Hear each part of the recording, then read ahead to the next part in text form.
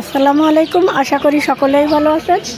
আমি অন্ডারিন জিউ শাখা দিয়ে কি সুন্দর ঝুলন্ত বল বানিয়ে নিচ্ছি। দেখেন, দেখতে কত চমৎকার লাগছে। আমরা ড্রয়িং কিংবা বেলকুনিতে সাজিয়ে রাখার জন্য এই অন্ডারিন জিউ শাখাগুলো এইভাবে সংগ্রহ করে সুন্দর একটা পট সংগ্রহ করে এভাবে বানিয়ে নিতে পারি। অন্ডারিন জিউ ঝুলন্ত বল, এই ঝুলন্ত বলগুলো দেখতে খুবই চমৎকার লাগে। আমরা খুব সহজে 5 থেকে 7 মিনিটের মধ্যে এত সুন্দর বল বানিয়ে নিতে পারি। তাহলে চলুন দেখে নিই ভিডিওটা।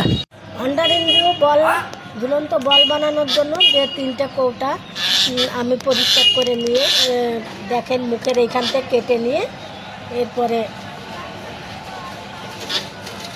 মুখের মাথাটা কেটে নিচ্ছি, এই জন্য যাতে গোলাকার দেখা যায়, একটু গোলাকার হয়। মুখটা থাকলে অনেকটা লম্বা হয়ে যায়।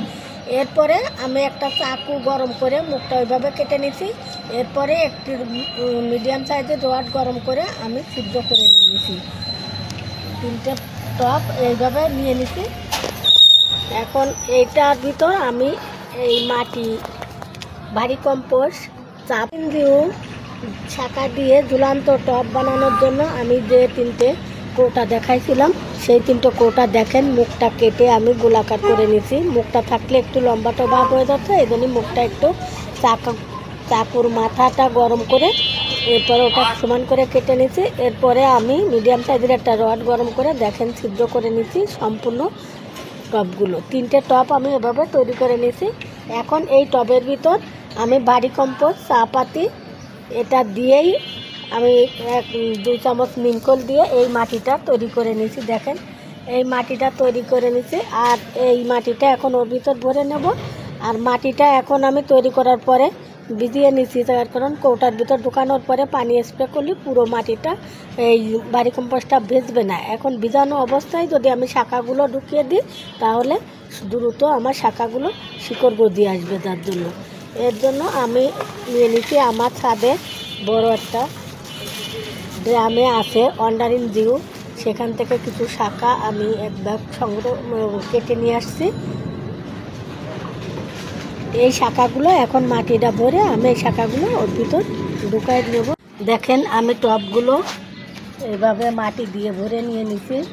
আর একটা জিনিসই লক্ষ্য করে দেখেন, এই তারটা আমি এর তলা দিয়ে ছিদ্র দিয়ে এইভাবে ঢুকাই নিয়ে এইভাবে উপরে উঠাই নিছি, যাতে এখানে বেঁধে দিয়ে আমি ঝুলিয়ে রাখতে পারি।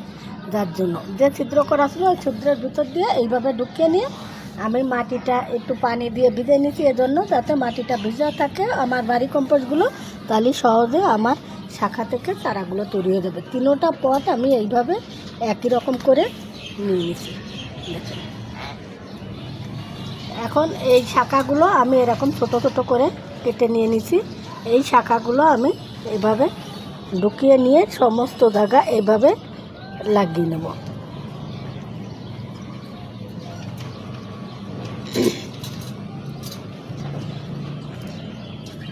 এভাবে ঢুকিয়ে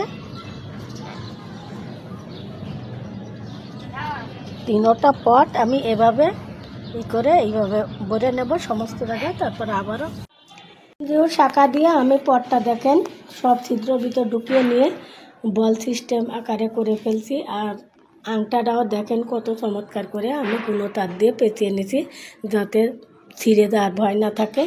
আপনারা যারা করবেন তারা এভাবেই করে নেবেন। একটু গুলো তার দিয়ে এরকম কারেন্টের যে তারটা ছিল ওই তারটা দিয়ে আমি এভাবে আংটা করে নিয়েছি গুলো তার দিয়ে পেঁচিয়ে। আর বলটা দেখতে কত চমৎকার হয়েছে। আমার এই ভিডিওটা যদি আপনাদের ভালো লেগে থাকে কমেন্ট করে জানাবেন। সকলকে অসংখ্য ধন্যবাদ। আসসালামু আলাইকুম।